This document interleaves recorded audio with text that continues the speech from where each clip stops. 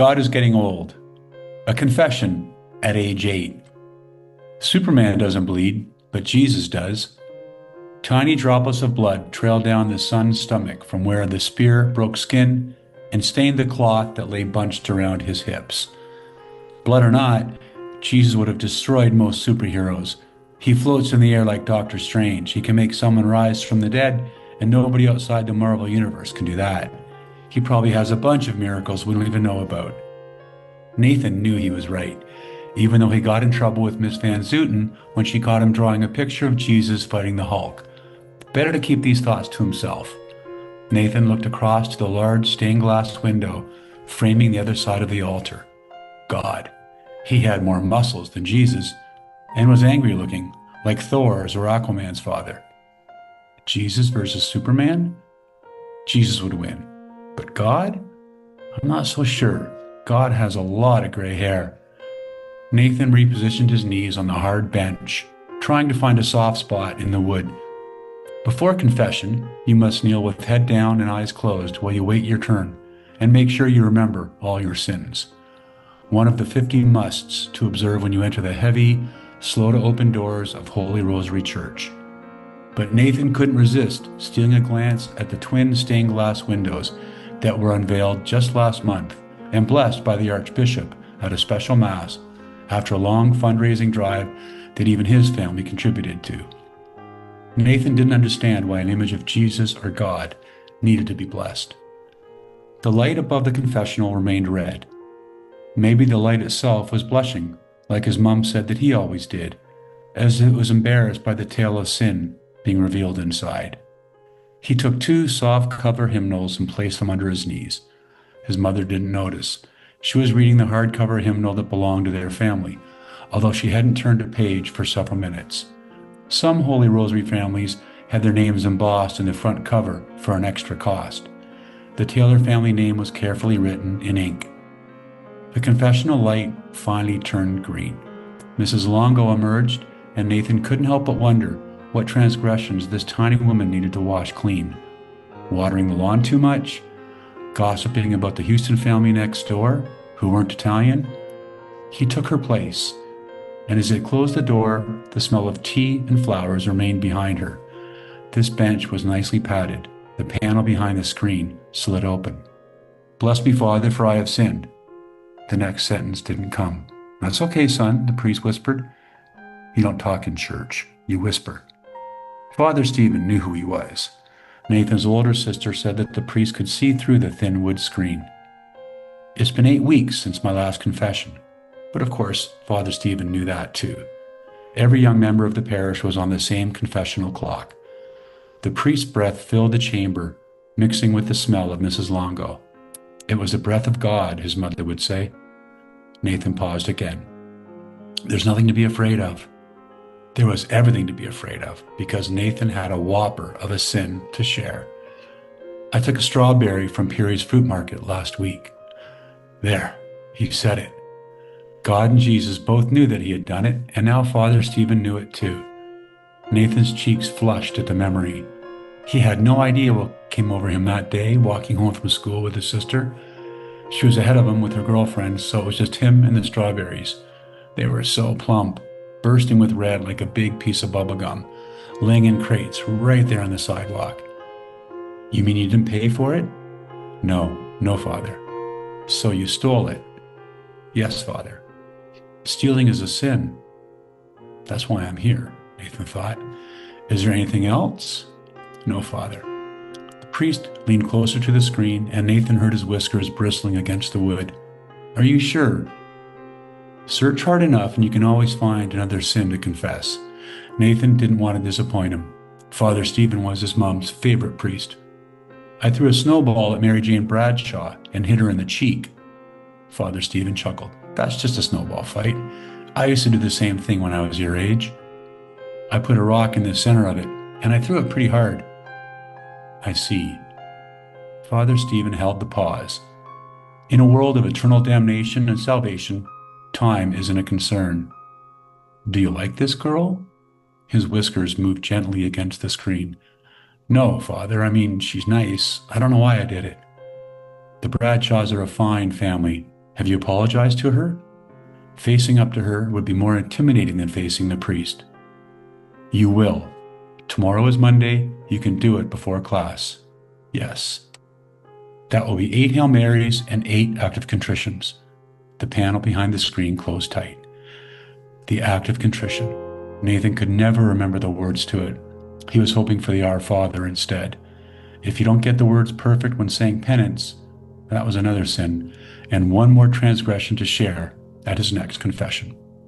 Hello, everyone. My name is Sarah Edmonds, and I'm the editor-in-chief of For Page and Screen magazine. I'm here today with Brian Howlett, author of God is Getting Old. Thank you so much for being here with me today. I'm happy to be here. Great. I'm so glad that you could be here to talk with me about this piece. So we'll start out with a pretty easy question. Tell me a little bit about what inspired this story. I grew up going to church, and so I think the symbolism and the atmosphere and that environment of walking into a church has kind of always stayed with me and seemed to be really ripe for storytelling, that environment. Absolutely. I really would love to talk, especially hearing that you have kind of like, this sounds silly, but personal experience that you're kind of drawing from your own experience growing up. I really want to talk about the very first section, the one that you read for us today, because you start out with the narrator at age 8, and that's such an interesting age to look at religion because we see the way the narrator acts here. There's the kind of questioning, oh, why this? Like, would Superman beat Jesus? That's an odd question, but there's lots of questions. But also there's faith there, like just trust and faith in the process. This just is as it is. So I'm really curious about how you approached kind of that balance of the childhood, a why, and also the childhood sincerity and belief in that way. Could you just maybe tell me a little bit about that? Yeah, I think, that age for sure was intentional. It's like you are buying everything, believing everything when you're kneeling in that pew. You are filled with wonder. It's obviously every church you go into has such architecture and lighting and the stained glass windows. It's like this different world that you wouldn't experience any other time.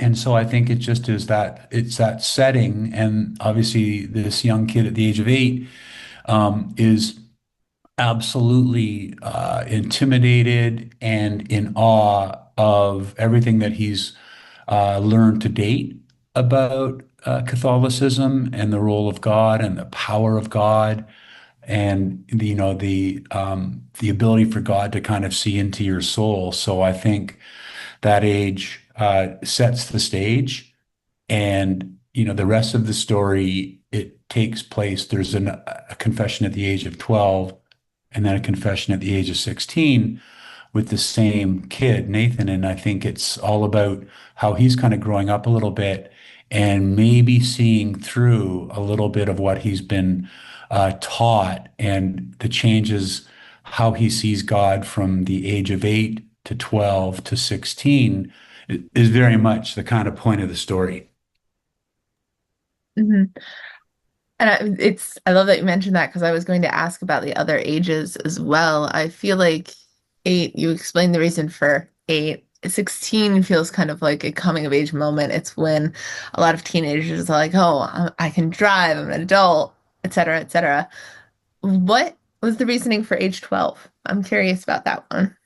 Yeah, I wanted to do a bit of a bridge, right? Where, 12, he's not quite seeing things like he is at 16, but there's that transition from 8 to 12 to 16. It seemed to kind of like every 4 years felt like a nice way to show his kind of evolution a little bit in his faith. And, it is a short story, so I wanted to kind of follow a bit of structure and move the story forward.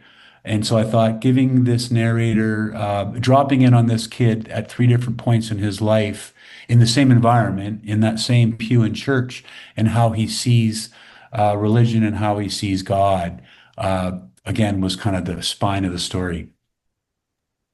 Absolutely. Hypothetically, if you had infinite pages, if you wanted to take this away from a short story into something long form, do you think that you would kind of follow this character through later years in life, past adolescence into actual adulthood, kind of see how that develops? Yeah, I don't think so. I think I know I write quite a few short stories, and I love that they're kind of like little snapshots, right? They kind of have a beginning, middle, and end. And even though Nathan at 16, he's kind of graduating into a bit of a life of crime because at 16 he's confessing to, having stolen, broken into a hardware store to get tools so that he can sell, so that he can, he would have the money to sign up for a sports league. So there is an opportunity, he's obviously opening the door to this life, this wayward life. So I could have taken it there, but I think it was kind of interesting to let the reader maybe go there. And it is a short story, so I think it kind of come to a nice tight finish as well. I agree. Everything kind of comes together in this story very well. I love all of the kind of parallels between how Nathan sees himself, how sees God as well. Because, like you said, the setting doesn't change necessarily. God hypothetically doesn't change. I don't know if that's something I should say. Right. But Nathan is changing, and so the perception is changing. I really love that perspective through this story. Yeah, and I think that the title, right, God is getting old, is because Nathan's getting old, and Mhm. his perception of God is getting old along with him. And then there's that, obviously, that second meaning, right, of God is getting old, meaning it's just he's getting tired. He's losing his punch, losing his power over Nathan. Absolutely. Now, do you find you frequently write about kind of religious themes, or is this something that you were experimenting with for this story? Yeah, I touched on it in another short story. It was all about the secret life of statues, and it was about how the statues in church, kind of I turned the tables on the statues, and rather than the people praying to the statues, we could hear the thoughts of the statues themselves as people were praying to them. But that's kind of and it kind of shows up in a few other short stories, but not really. I think it isn't like I would say a prevailing theme for me. It's more environmental. It's, setting the stage for characters, but it usually is not the driving theme of most of what I write. Most of what I'm writing about is about friendships, that are defined by geography, that, the friends you have when you're a kid, they're special bonds. And, even though you're just thrown together by circumstance, by geography, because, your parents chose to, buy a home, and then the people across the street, they bought the home, and then the two kids who might be the same age across the street become lifelong friends simply because of geography, and then, a shared history, which I think is such a strong bond. So I think that if I had to pick a prevailing theme, that would probably be it. Mhm. And that's something that's so relatable to so many people. I mean, we all kind of fall victim sounds extreme, but kind of fall into those patterns. So that's a great thing to work with, in my opinion. Yeah, and I don't tend to kind of have too much like this a lot of the stories there's not a lot going on. It's really just an examination of those bonds. And again, with most short stories, right? Like there's not a ton of plot that's driving it forward. If you're, looking at, 10 to 13 or 14 pages, then it's really all about trying to grab at that snapshot, like I said before. Absolutely. Now, do you work primarily with short stories, or do you like to experiment with other genres, other lengths? Yeah, for sure. It's a great question. I wrote one short story called The Kill Registry and I was submitting it around, and it got published by a publication, and another editor who had read it didn't accept it because it was a bit raunchy for her publication, but she suggested that it had the makings of a novel.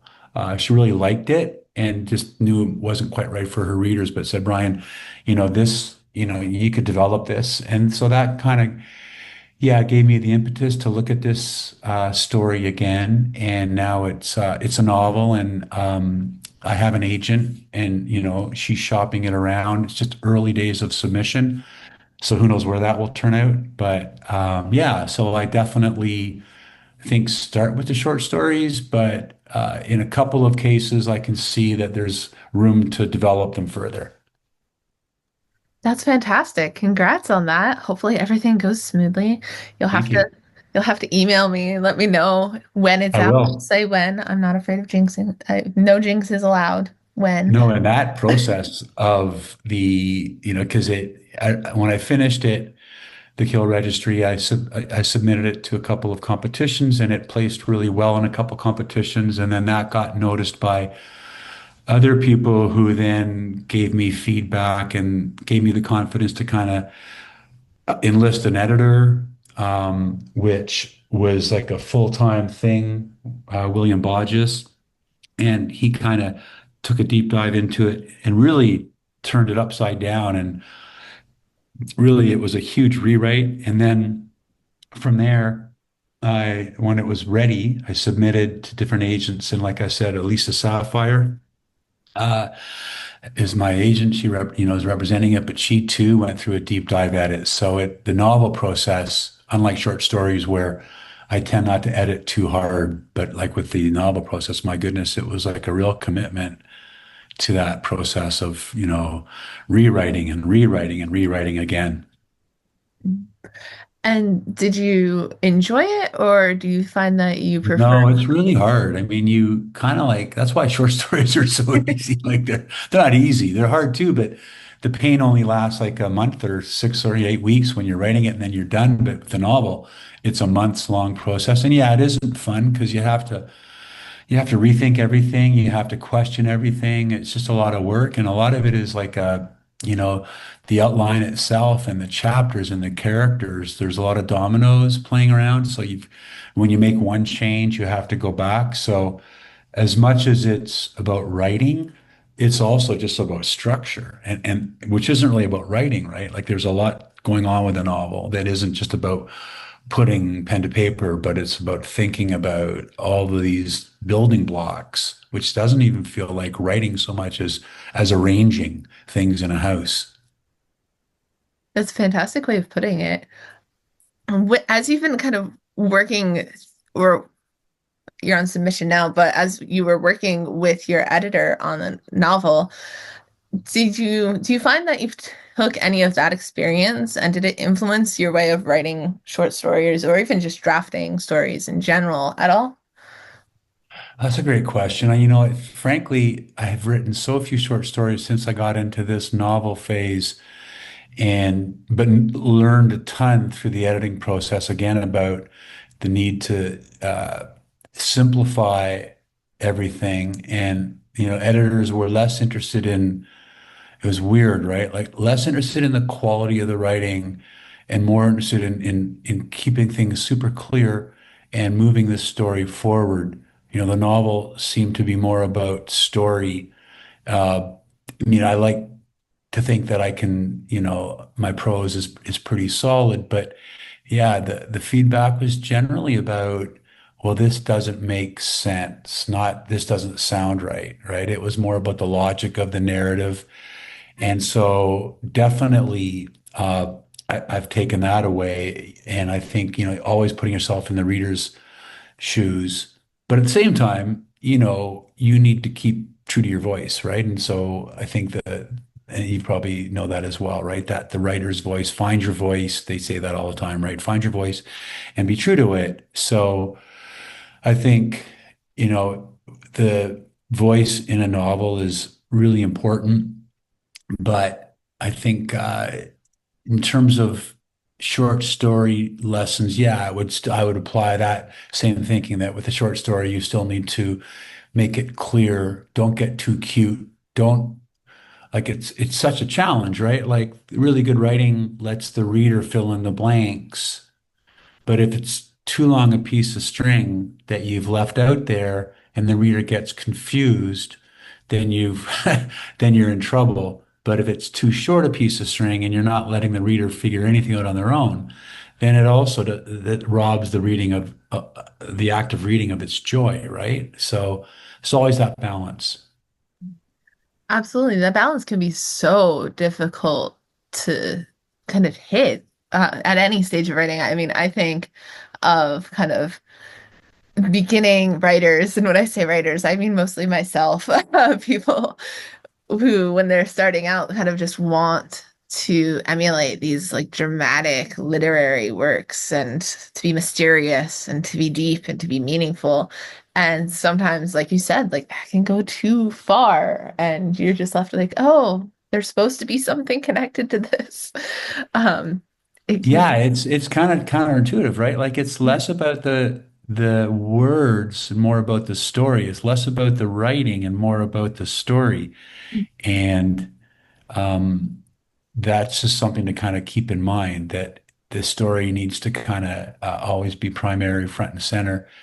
And I do find that in a novel, you figure, well, you got a lot more room for interior monologuing and, character development. And so you can take it, you can go sideways, you can take detours, and some of those are great, but you always got to be mindful that you haven't taken too many detours or you haven't gone sideways too often. absolutely. One other thing you said really kind of caught my attention about finding your voice as a writer. This is a bit of a tangent, one that is relevant this time. Um, that this past spring, I recently taught creative writing for the very first time. I teach at Arcadia University. Um, and it was a really difficult balance, kind of having these students who, a lot of them were writing creatively for the very first time. And my approach to the class was kind of to treat it with the goal of them wanting to be published writers. So I'm like, here is like how the publishing industry vaguely generally might look at your work. And it's a hard balance to tell them, okay, well, the way you've written this isn't standard. It might make it hard, but also like that's your voice and you should keep it, and kind of striking that balance of keeping to your own voice versus if I want this to go somewhere, how will that be possible? And especially with younger writers, personally, I found a lot of people are like, oh, you want to publish my work, do whatever you want to it. That's how I was like when I first started writing. Um, and it's really important not to do that. So I love the point that you made about kind of like finding your voice as a writer and keeping to that even through all of the different edits and all of the different iterations of the story. I don't think there's a question attached to that. I just really like that point that you made. Yeah, and I think if you kind of lean on the editor too much or lean on, okay, well, this is what the public wants, this is what the reader wants, then you kind of, why are you doing it, right? Like if you're writing because you want to explore your ideas, you have to be true to those ideas and true to that voice, or yeah, you've lost, I think, your purpose for doing it in the first place. But you're right, you do see that a lot. People saying, well, yeah, well, what will it take to sell this, and what do I need to do to it? And you go, yeah, that I get that too, but you also gotta like if you're willing to change everything, holus bolus, then yeah, what do you do the next time when write the next short story or the next novel? Where are you listening to? What's your inner ear saying? Absolutely, absolutely. Now, to that topic, do you or how much do you at any point in the writing process start to consider the final audience, the kind of reader or the publisher? At what point, if at all, do you could take that into consideration? I think it's there for sure because you don't want to just write something that won't be read by someone else. So I think you you're intentionally either putting something out there that's a bit provocative or meant to get a reaction. But yeah, I think you aren't just writing for yourself. I know people do say they're writing for themselves, and some people who are the most successful ones say, they're not thinking about the reader, and that allows them to be true to themselves, and then the readers find their way to it. But for me, yeah, I think I keep them kind of in mind. And back to voice for a sec. I'm reading Catch 22 right now. It's for the first time, which is kind of weird. I've never read it before. And Joseph Heller's voice is like it's just incredible how unique it is. And the book is just, it's by turns really literary, and then it becomes just Abbott and Costello, right? And it's just all over the place and dripping with humor and irony, and kind of a shock that it got published. I think it got published in 1962. Yeah, and as I'm reading it now, I'm going, my God, I just can't believe this thing got published. And it's so unique. And God bless him, right? Because he was just, I think maybe he listened to the editor, but you got to believe that was mostly him just going with what he believed he wanted to say. Absolutely. One thing I think I've heard, and I couldn't tell you where I heard this, so maybe I made it up. Um, but in terms of voice and kind of the publishing process is kind of to write for yourself for the most part and then let the editor kind of take in that reader situation, which kind of Yeah, connected to what you were just saying about Catch 22. Um, that can be daunting, but I think it sounds like good advice. it does. Yeah, I agree. That sounds like pretty good advice. Mhm, mhm. Yeah, so now to kind of like change gears, directions a tiny bit, could you tell me a little bit about how you first got into writing? What made you want to pursue this? Probably like most people, like you just kind of had a natural affinity to it. You know, you start writing as a kid, either bad poetry or bad song lyrics. And, you know, I was a voracious reader as a kid. I'd read the back of cereal boxes when I was at the breakfast table, newspapers, everything. And, you know, I did take a major in English literature. I didn't do an MFA. But yeah, I was probably playing as a teenager with different types of writing. And then when I went to university, I worked for the university newspaper, and I was an editor. So I was in a position where I could try different things. And so I created this literary supplement with the newspaper, and contributed a short story to it. And that seemed to get pretty good feedback. So, but I also liked journalism a lot, and I wrote a column. So I just liked writing in general. And, you know, I continued in my 20s writing a little bit short stories, but I kind of walked away from it. And yeah, I'm a creative director. So you know, I read ads, and so that was very creative too, and it kind of scratched the creative itch, and so I really got into that in a really fulsome way. And but you know, it was kind of always there, that other type of writing, and I would contribute the odd column to newspapers and magazines here in Canada. And then I kind of started back to the short stories, had a few ideas for short stories, and you know, started developing them, and I had pretty good luck in getting published.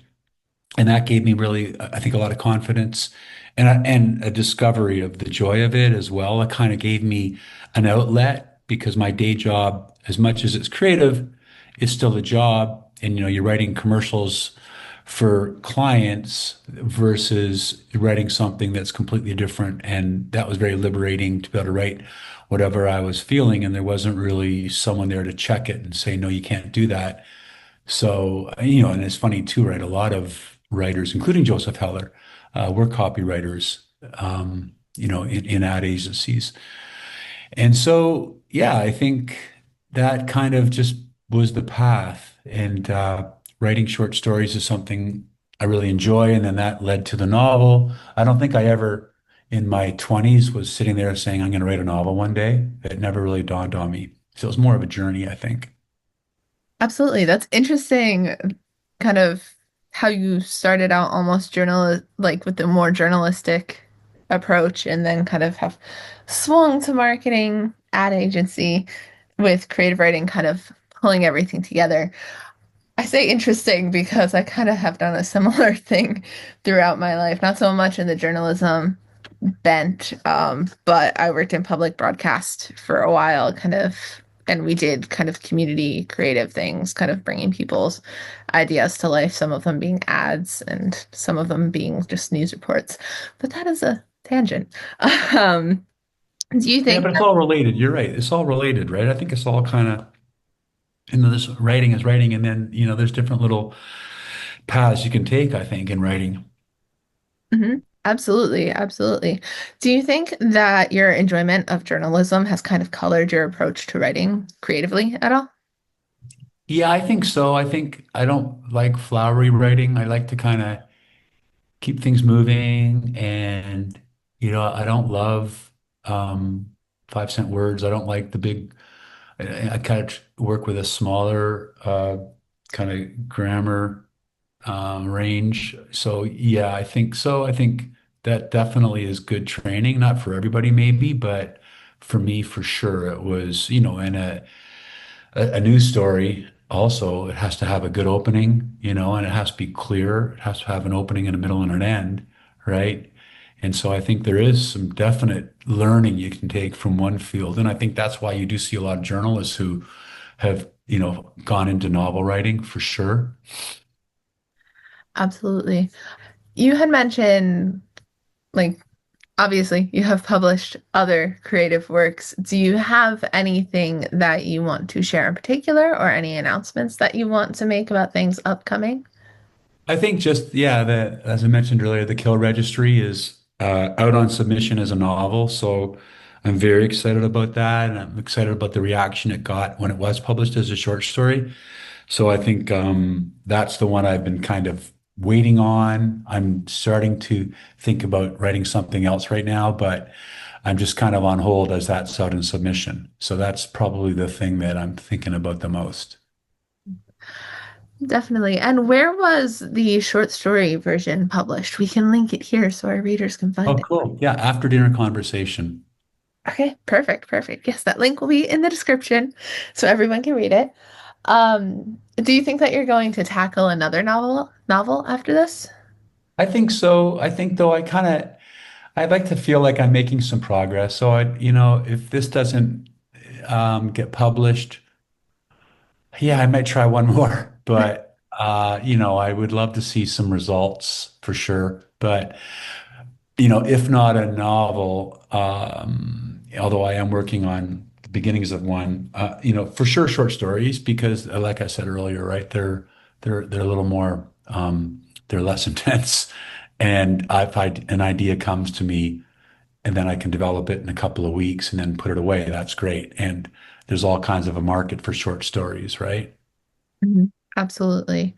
And if our readers wanted to find kind of more of your work, do you have a website they could go to or a social media handle you'd I like wish I them to did. find? Yeah, and I've kind of, again, maybe because I'm in advertising and, we spent so much time on developing websites for other clients. I've been pretty bad about that. So I do not have, and I've been told that, I really do need to have that. I have over 20 plus short stories have been published and they're all over the place, right? And some of them, as you know, with these literary magazines, they come and go. So they're actually, some of them would be hard to find. So it's kind of one thing I've been meaning to do is get them all together, even just for my family and friends, right? Just to have a place to go. But currently, I guess if they just Googled short stories Brian Howlett, they'll find a few links. Okay, that works. That works for now. And if you ever have a website or anything, you can always reach out and we can add it. So maybe update it Awesome. in the future. But yeah, yeah. Yeah, a question I'd ask you then, as someone who's kind of in it, and like, so you launched this magazine as well, right? Yeah. So this was just kind of a passion project, I guess, for me. And two of our other editors were in the same program as I was at Arcadia. And then Maurice Hargrave, our other editor, he and I were classmates in our undergrad. We were both film majors then. So yeah, it was Very just cool. on a Do whim. you, so what do you feel about the future of literary pubs in America? I am optimistic. I think that there's kind of this weird balance shift, I don't know, happening right now. A lot of people opened presses and magazines during the pandemic because we all had a ton Right. of time, Yeah. um, and a lot of passion, and writing kept us sane. And unfortunately, I've seen lots of them close since then, just because life resumes in a way, and that time is no longer there. And it's there's a weird balance of time commitment with it, at least for ours. Um, so, but I do think that kind of initial surge kind of opened people's eyes to um, the possibility of more literary magazines, more small presses than just kind of the established institutional ones, the ones linked to universities. And those are all wonderful. I love all of those. Um, but I think there's a lot of value in new magazines kind of bringing up new perspectives and championing new kind of subsets of authors as well. So I'm optimistic in that regard because I think there's a lot of new voices who are kind of being made known because of that. Unfortunately, and I speak to our magazine as well when I say this, a lot of small new magazines can't pay authors. They're all Yeah, volunteer. right. We Yeah, can't, unfortunately, we want to. We've kind of talked about it, ways to do so, but it's not super viable right now. Um, and that's a shame because I do think authors deserve to be paid. So there's more opportunities for publishing, but it's also kind of like free labor, which is not always the best. So yeah, right. I have And mixed feelings, but overall positive. and are you worried about funding models in general for like under Trump's administration, especially that the arts are being pulled back and underfunded? Absolutely. No, that's a huge concern. I I'm going to talk about this vaguely because it is not my story to talk about in specifics, but someone I know worked at kind of an educational after school program for underprivileged youth that was just shut down because of cuts to funding for that. And now a lot of the kids who are part of this program, they either like were living on the streets and don't have resources to like go for meals now because of that. And that's been really, really disheartening and they're all trying to work overtime now to kind of set those kids up with the resources. Yeah, But I imagine that it's going to get worse yeah, before it gets better, which is unfortunate. yeah. And back to your magazine too for page and screen. So you guys, your vision was that you were looking like you obviously you're looking at both worlds, cinema and short stories. And Mhm. was your criteria for the short stories, is it things that could be cinematic or are they just completely separate? Like we want things that could work on screen and other short stories that could just be short stories. They're mostly separate, honestly. Yeah. Because it's a cool combination. I mean, Mhm. I'm really familiar with the world of literary pubs, and that's fairly unique, right? That you're looking to do both in the one publication. I hope so. That was kind of our main goal because Maurice and I, we both come up from a film background. Obviously, we both do writing as well, but we both very much started in film. And then when I was doing the MFA program, I met Sherry and Tori, and then a bunch of other students there wanted to be involved. They wanted to write scripts, they wanted to write screenplays, but didn't have kind of the tools for that. And the university focused on poetry and fiction, so there wasn't really much room to learn about that as well. I love the program, but they were very focused on poetry and fiction, which is fine. Um, and it was strange to me as someone who started in film and then got into writing to realize that there's a disconnect between the two worlds because Right. they are so intertwined and so many people who do one want to do the other. So we just really wanted to kind of have this literary space that also recognized the fact that scripts and screenplays are just as much storytelling as short publications, and that short fiction can be just as enthralling as watching something on the screen.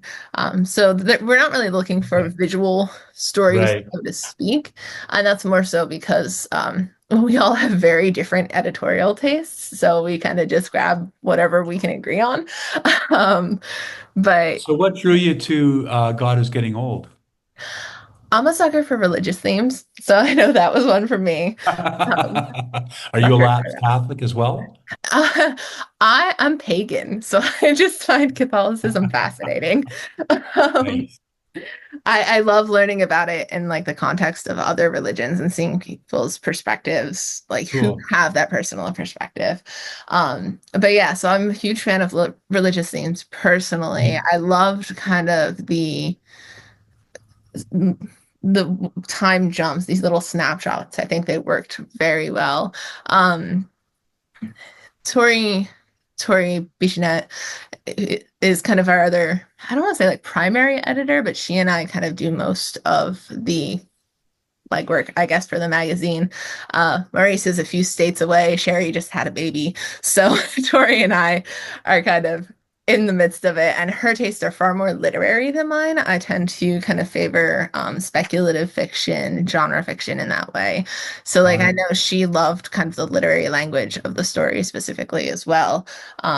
So Oh, yeah, I nice. think those are two things intersecting are what drew us to your piece. Nice. Great. Yeah. But yeah, we love all kinds of stories. I will say it's a lot harder for people writing screenplays to be published in our magazine than any other format. If I can give insight into our editorial process, that is the one thing that is hardest to place with us. Um, because we kind of approach it as okay, it should be able to translate into an actual film, and it should be kind of approached as something that should be a film. And that sounds obvious, I guess. But so many of the reasons why we reject screenplays are because they're too literary in nature, because there's too much mind reading, because it doesn't Oh, give cool. Yeah, I get advantage. that. Yeah. Yeah. So that one's the hardest for us to place of screenplays. We love them, but we're kind of picky with them. I worked with an agency in LA for a couple of years, and all of the copywriters down there were trying to write screenplays and sell. And one guy did sell a screenplay, Mhm, made a lot of money, but it never got greenlit. So he came back to the agency. But I went to some courses at UCLA, mhm, and so I wrote some screenplays as well. I always found, and I actually had some interest in one, and I got close with one. And I always found that, I don't know, they were easier on one hand than short stories, mhm, uh, but then more difficult because there were so many screenplays being written, and you had to have a hook, and you had to kind of keep the story moving, but very separate, like very different disciplines for sure. Absolutely. They are 100%. Um, it is interesting to me when whether people think screenplays are easy or not. For me personally, they're like the easiest thing to write. I guess just because I started there, that's Yeah. what I started with. But Yeah. at the same time, it's such an oversaturated market. Everyone who's working in film and everyone who's not working in film is writing a screenplay. Right. And I So, think the odds of getting anything, I mean, the odds of getting published are staggering, but the odds of selling a spec screenplay to someone, oh my mhm, goodness, because most people who are, like you said, if you're a director, you've got a screenplay. You don't really need to see other people's. And I think mhm, yeah, that's a very hard thing to do, and I think a lot of things that are happening in film are because someone's right, he's shooting something cheaply. It's their mhm. calling card movie, and they go from there, right? Absolutely. That's kind of the advice I always got when I worked in film, and that I still give to people who want to work in film is to make the film. Like, don't rely on Yeah, selling a screenplay, make a yeah, film, and yeah. then you can kind of work your way through and get your name out there that way. I know personally for me at this point, because I worked professionally in film for, well, I guess since 2014, 2015, I think. Um, Okay. so about 10 years, God. Um, and I still do it for fun on occasion I'll do things in film, but at this point I kind of just write screenplays for myself and I'll like send them out to festivals. I'll get a few awards on them and just be like, yeah, I'm fine with that. It's not my personal focus just because there's so much involved in kind of getting it out there. And I'm like, I do not have the Yeah, time. But if you yeah. can take the time and get those connections to do that, it's fantastic once you do. Yeah, it's a full-time commitment, right? You've got to move to I think you have to move to LA and plunge yourself at it. Hopefully your parents have a lot of money so they can afford to fund it for a couple of years and you go from Mhm. there. Absolutely. So worth it if you can do it. Yeah. Any other questions for me then? I should ask. No, I'm cool. Yeah, Okay, Sarah, this has been great. perfect. Then I have one final question for you. Yes. Okay. It's kind of our cheesy ending question we ask everyone. If you could give one piece of advice to other writers out there, what would it be? It's such a cliche, but it's so true to just if you want to write, write. You don't wait. And that's I just this I know it's really cheesy advice because everybody says it, but so many people think about writing, think about an idea for a story, but you've just got to get down to the work of doing it.